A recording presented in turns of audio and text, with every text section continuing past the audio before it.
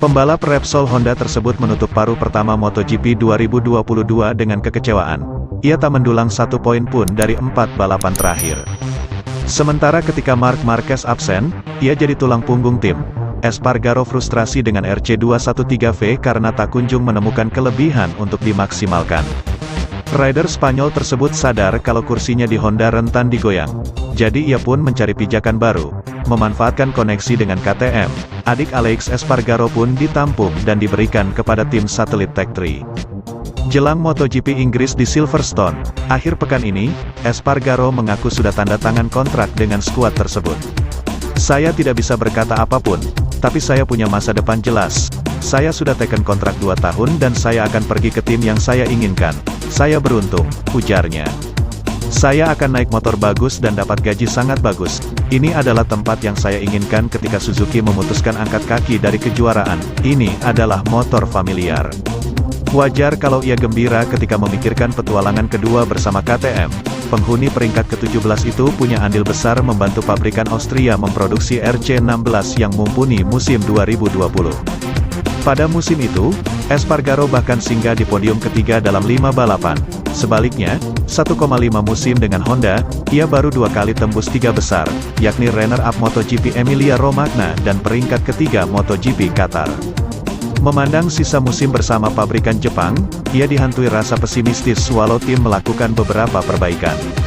Saya perlu berhenti untuk menarik napas dalam. Saya punya motor biasa. Ada beberapa modifikasi untuk alasan keselamatan, mencoba menurunkan temperatur mesin, ucapnya. Mustahil tidak berpikir tentang bagian pertama musim karena itu sangat mengerikan. Saya berangkat dari surga ke neraka. Setelah membuka musim dengan podium ketiga di Qatar, harapannya mengulang prestasi melambung. Pol Espargaro duduk di peringkat ke-12, retire di Argentina, P13 Amerika Serikat, P9 MotoGP Portugal, P11 di Spanyol dan Prancis. Lalu jeblok di Italia, Catalunya, Jerman dan tidak start di Belanda karena sakit di bagian dada. Sementara itu setelah libur musim panas selama 5 minggu, Fabio Quartararo bersiap lagi berjuang posisinya dalam MotoGP 2022. Dengan apa yang terjadi pada Race sebelumnya, GP Belanda, itu tak bakal mudah. Tak hanya gagal mencetak poin karena terjatuh 2 kali, El Diablo juga diganjar sanksi karena dianggap jadi penyebab insiden tabrakannya dengan rival sekaligus andalan Aprilia Racing, Alex Espargaro. Quartararo pun menerima long lap penalti yang harus dijalani di GP Inggris akhir pekan ini. Situasinya makin rumit karena keunggulan pembalap asal Prancis tersebut sekarang tereduksi jadi 21 angka. Espargaro sendiri mampu bangkit menyusul insiden dengan Quartararo dan bisa finish di posisi keempat.